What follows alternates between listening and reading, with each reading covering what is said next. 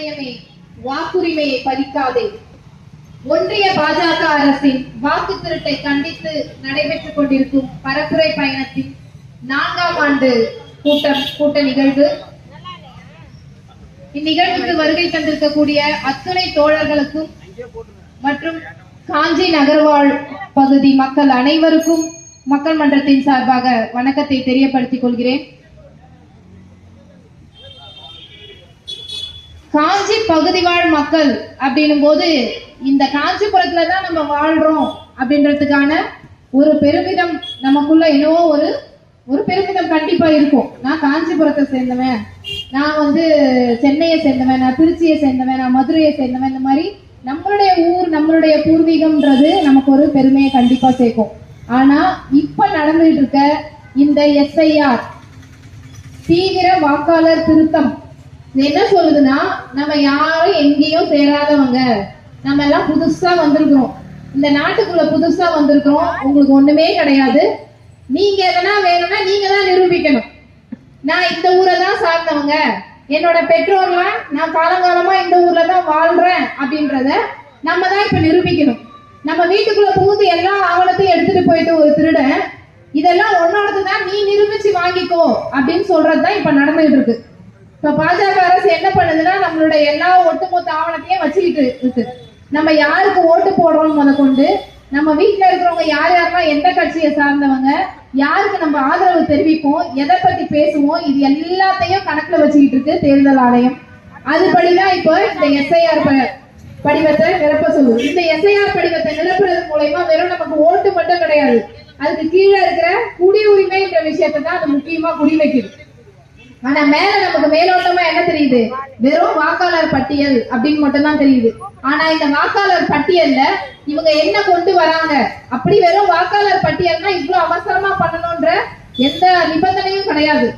இது ரொம்ப பொறுமையா பண்ண வேண்டிய விஷயம். அது தீவிர வாக்காளர் திருத்தம்ன்றது பொறுமையா நிதானமா செய்ய வேண்டியது.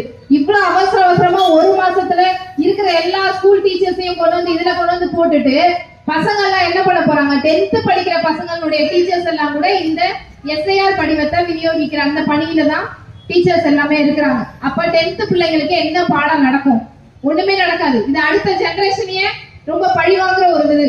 அதாவது பாஜக அரசுடைய திட்டம் எப்படி இருக்குன்னா, நேரடியா எதையும் போய் எடுத்தம் கௌத்தம் செய்யற மாதிரியே இருக்காது. அதெல்லாம் இங்க நடக்காது. அதுவும் தமிழ்நாட்டுல இது மறைமுகமா தான், பின்வாசல் வழியா மட்டுமே இது தன்னுடைய வேலையை காட்டும். ஏன்னா இப்போ பல வழியில பாஜக இதனுடைய வேலையை காட்டிக்கிட்டு இருக்கு. நமக்கு எடுத்துக்காட்டுன்னு பார்த்தா இப்ப நடந்த தேர்தலே போதும். இப்ப நடந்த தேர்தலையே எவ்வளவு வாக்காளர்கள் ஓட்டு போட்டிருக்காங்க, அங்க இருந்த வாக்காளர் பட்டியல் எவ்வளவு பேரு, இதை நம்ம ஒப்பிட்டு பார்த்தாலே இதனுடைய தில்லுமுள்ளு எல்லாமே தெரிஞ்சிடும். தில்லுமுள்ளுன்னு சொல்லணும்னா ஏதோ 1-2 அப்படின்னு தான் நமக்கு வரும். ஆனா பாஜக கட்சியே ஒரு மிகப்பெரிய தில்லுமுள்ளு கூட்டம் தான். அது ஒரு பெரிய கூட்டணி. ஏன்னா தேர்தல் ஆணையம்ன்றது ஒரு பொதுவான அமைப்புன்றது மக்களுக்கு எல்லாருக்குமே இருக்கக்கூடிய ஒரு பொது புத்தியில இருக்கக்கூடிய ஒரு விஷயம். ஆனா இப்ப தேர்தல் ஆணையம் அப்படின்னா அது பிஜேபியினுடைய ஒரு விங், ஒரு பிரிவு அப்படின்னு தான் வச்சுக்கணும். பிஜேபி என்ன சொல்லுதோ, மோடி என்ன சொல்றாரோ, அமித்ஷா என்ன சொல்றாரோ அதை அப்படியே கடைபிடிப்பார்கள். இவங்கதான் இந்த தேர்தல் ஆணையத்தில் இருக்கிறவங்க எல்லாம் அதை அப்படியே பண்ணுவாங்க. ஏன்னா இவங்க பிஜேபியில இருக்கக்கூடியவங்க. இவங்க பிஜேபி ஆளும் எல்லா மாநிலங்களையும் இந்த சார் ஒன்றும் நடக்கல. இந்த சார் நடக்கிறது எங்கெல்லாம் மெயினா, எங்கெல்லாம் இவங்களுக்கு ஓட்டுகள் சீக்கிரமா கிடைக்காது, இவங்க ஆட்சி சீக்கிரமா வராது, எங்கெல்லாம் இவங்க நினைக்கிறாங்களோ அங்கெல்லாம் இதை கொண்டு வருவாங்க. அதுவும் தமிழ்நாட்டுல ரொம்ப தீவிரமா உடனடியா இதை கொண்டு வரணும். இப்ப நமக்கு தேர்தல் வரப்போகுது, அதுக்காக இதை உடனே கொண்டு வரணும்னு சொல்லிட்டு நினைக்கிறாங்க. இவ்வளவு அவசரமா பண்ணணும்னு எந்த நிபந்தனையும் கிடையாது. ஆனா இவங்க அதை பண்றாங்க. ஏன்னா அப்பதான் இவங்களுடைய தில்லுமுள்ளெல்லாம் எப்போதுமே பிஜேபியினுடைய அந்த அவங்களுடைய செயல்பாடுகள்லாம் பார்த்தோம்னா எப்படி இருக்கும்னா, ஒரு கலவரத்தை பெருசா தூண்டிட்டு அது வழியா அவங்களுடைய வேலை எல்லாத்தையுமே முடிச்சுப்பாங்க. அந்த மாதிரிதான் இப்ப எஸ்ஐஆரை கொண்டு வந்துட்டு இங்க ஒரு கலவரம் மாதிரி அங்கிருந்து ஒரு கிளர்ச்சியை ஏற்படுத்திட்டு அவங்க என்ன நினைக்கிறாங்களோ அதை அழகா அப்படியே அமைதியா செஞ்சு முடிச்சுட்டு போயிடுவாங்க. நம்ம இங்க ஒவ்வொரு கிராமமா வீதி வீதியா நம்ம போய் மக்கள் கிட்ட போய் கத்தணும், இது இப்படிதான் இருக்கு, இவ்வளவு கொள்ளை அடிக்கிறானுங்க பிஜேபி காரனுங்க, இவங்க இப்படிதான் பண்றானுங்க, இவங்க ஒழிச்சா மட்டும்தான் நம்மளால நம்ம மனிதர்களாவே வாழ முடியும் இந்த நாட்டுல அப்படின்ற விஷயத்த நம்ம தான் ஊர் ஊரா போய் சொல்லிட்டு இருக்கிறோம், தெரு தெருவா போய் சொல்லிட்டு இருக்கிறோம். ஆனா அவங்க இருந்த இடத்துலயே அவங்க காரியத்தை சாதிச்சுட்டு இருக்கிறாங்க. எல்லாமே எல்லாத்துலயுமே திருட்டு, எதுலயுமே வந்து எல்லா இந்த திருட்டு மொல்ல மாதிரி தவிர நம்ம லோக்கலா பேசுவோம் இல்லையா, இது எல்லாமே ஒட்டு மொத்தமா ஒரு கட்சியா இருக்குன்னா அது பிஜேபி. அதுவும் இந்தியா முழுக்க இருக்கக்கூடிய ஒரு கட்சி, அந்த மாதிரி ஒரு கட்சி. இவங்க பேசுறது எப்படின்னா இவங்களுக்குள்ளேயே வந்து ஒவ்வொரு மாதிரி பேசுவாங்க. நிர்மலா சீதாராமன் அவங்க யாரு, ஃபைனான்ஸ் மினிஸ்டர். அவங்க வந்து அவ்வளவு அழகா வந்து ஏதோ தெருவுல போறவங்க மாதிரி, ஏதோ ஒரு ஆபீஸ்ல சின்ன வேலை செய்யறவங்க மாதிரி அப்படி பேசுவாங்க. அந்த அளவுக்கு ரோட்ல சண்டை போடுறவங்க எப்படி பேசுவாங்க, சாதாரண ஒரு வியாபாரி அவங்க ரோட்ல எதனா வித்துட்டு இருக்காங்கன்னா அவங்களுக்குள்ளே எதனா சண்டை வந்ததுன்னா எப்படி நம்ம கோவப்பட்டு பேசுவாங்களோ அதை வந்து இந்தியாவினுடைய ஃபைனான்ஸ் மினிஸ்டர் அப்படி பேசுறாங்க, அவ்வளவு கீழ்த்தரமா. ஆனா என்ன வித்தியாசம், நம்ம தமிழ்ல பேசுவோம், அவங்க ஆங்கிலத்துல பேசுவாங்க, அவ்வளவுதான், வேற எதுவும் இல்லை. பொதுவா வந்து ரொம்ப சண்டை போடுற பெண்கள் என்ன சொல்லுவாங்க, இது வந்து பஜாரி இந்த மாதிரிலாம் சொல்லுவாங்க.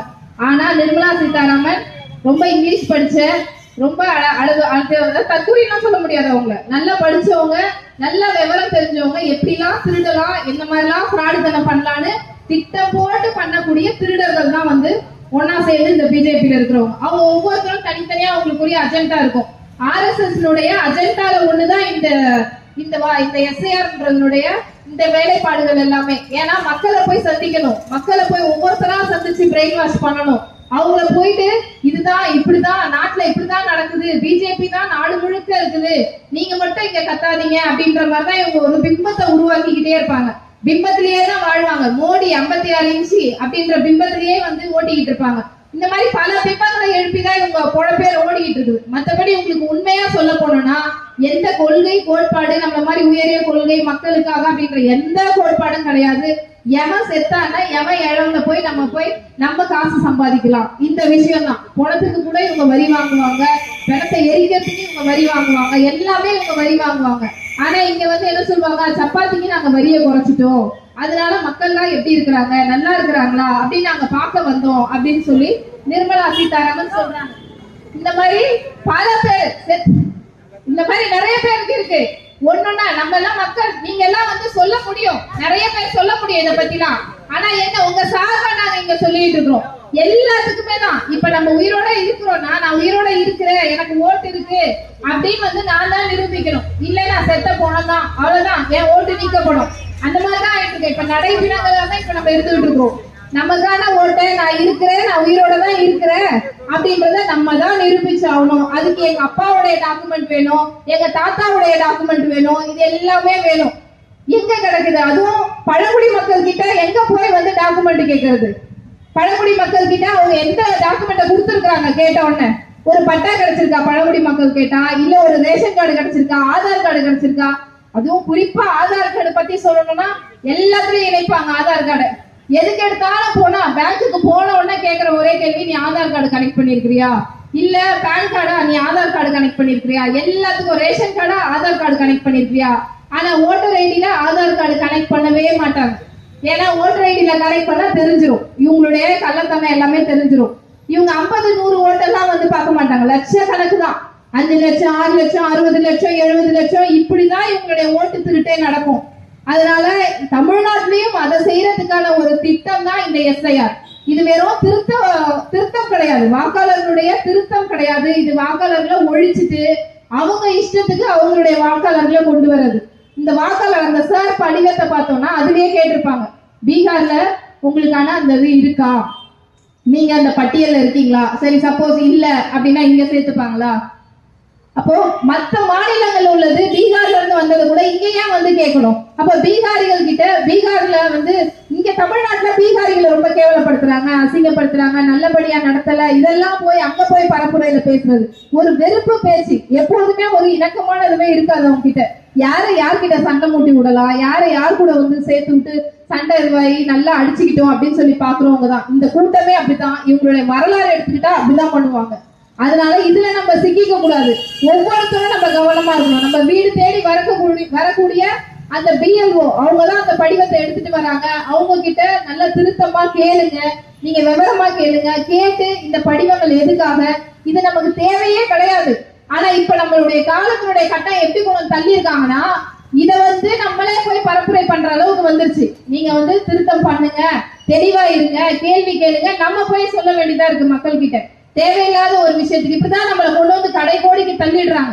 எப்போதுமே நம்ம எதிர்ப்பு இதுலயே தான் இருந்துட்டு இருக்கணும் அவங்க பண்றதுக்கு. நம்ம ஒரு வேலைப்பாடு ஒரு திட்டம் போட்டு மக்கள் கிட்ட நல்ல விஷயங்களை கொண்டு போகணும் அப்படின்னு நினைச்சா அது முடியாதுங்க. அவங்க பண்ற மொளமாரித்தனத்துக்கு நம்ம இப்படிலாம் பண்றாங்க மக்களே நம்ம உஷாரா இருங்கன்னு சொல்றதுலயே நம்மளுடைய காலம் முடிகிற அளவுக்கு தான் இவங்களுடைய அஜெண்டா இருந்துட்டு இருக்கு. நிச்சயமா இதுல நம்ம விழிப்பா இருக்கணும். இந்த விழிப்புணர்வுன்றது நம்ம கிட்ட மட்டும் இல்ல, ஒவ்வொரு இந்திய குடிமகன் சொல்லக்கூடிய ஒவ்வொருத்தர்கிட்டயுமே இந்த விழிப்புணர்வு இருக்கணும். இது எங்களுக்கான கடமை கிடையாது, இது ஒவ்வொருத்தருக்கான கடமை, இது நம்மளுடைய சந்ததிக்கான கடமை. நம்ம என்ன அடுத்த சந்ததிக்கு விட்டுட்டு போறோம்? நல்ல பண்புகள் எதையாவது நம்ம சொல்லி கொடுக்குறோமா? அந்த அளவுக்கு சூழல் இருக்கா? இது எல்லா சூழலையும் பார்க்கணும். வெறுமனே தண்ணிக்காக நான் போராடுறேன், இல்ல நான் வெறும் நிலத்துக்காக போராடுறேன், ஒவ்வொன்றுத்துக்காகவும் நம்ம தனித்தனியா பண்ணல. ஒட்டுமொத்த சமூகமும் நல்லா இருக்கணும், அப்பதான் நானும் நல்லா இருக்க முடியும். நான் மட்டும் தன்னிச்சையா நல்லா இருக்க முடியாது இந்த நாட்டுல. அது பணக்காரரா இருந்தாலும் சரி, ஏழையா இருந்தாலும் சரி. நான் மட்டும் தனியா நான் நல்லா இருக்கிறேன், என் குடும்பம் நல்லா இருக்குன்னு என்னால இருக்கவே முடியாது. அதனால எல்லாருமே வீதிக்கு வரணும், போராடணும். போராடினா மட்டும்தான் நமக்கான உரிமை நமக்கு கிடைக்கும். நன்றி.